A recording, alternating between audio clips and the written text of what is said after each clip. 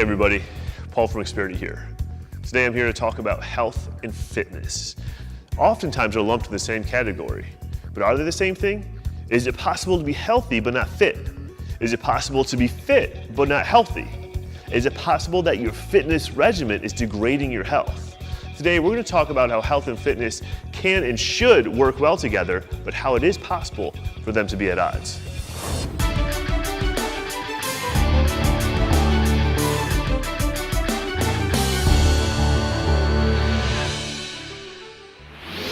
While health and fitness are often categorized together, if we begin to look at the definitions of health and the definition of fitness, we can see how their relationship is a little bit more nuanced than we originally thought.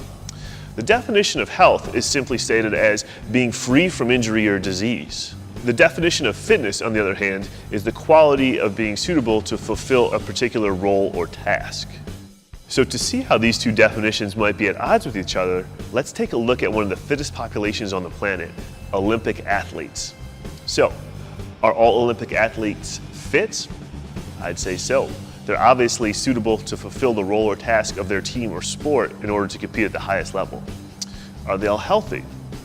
Well, judging by the amount of chiropractors and physical therapists we see working on them on the sidelines, the amount of kinesio tape they wear, it's safe to say that most of them have some sort of injury.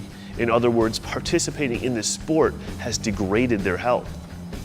So the healthiest thing for them to do when an injury happens is to remove themselves from the sport and let them heal up, let them get their health back. But of course they're not going to do that because taking that time off of training is going to make them less fit to fulfill their role or task on their team or sport because they're going to miss that training time. So in this case, these athletes are choosing to prioritize their fitness over health. Why? Well, because it's a great honor to compete in the Olympics. It's a very limited time window. So they're prioritizing that over their health, and they know that they can work on their health later. Now let's have a look at the flip side of that equation. We could take somebody who's healthy by all standard markers of triglycerides and cholesterol levels and all the other things we'd find in a blood panel, but they could be weak as a kitten. Unable to walk a mile, unable to lift their own suitcase, their own kid up. Is that person fit? Right? So now we've got a case of somebody who's healthy but not fit. So health is what allows us to live a long life. Keeping your health allows you to live longer. However, becoming fit is what allows you to live with a little bit more robust lifestyle and to be able to go out in the world and do as much with your life as you want to without any sort of physical limitations. So here at Experity, what we're trying to do is build you a level of fitness to where you have no physical limitations in your life, but doing so in a way that supports rather than degrades your health.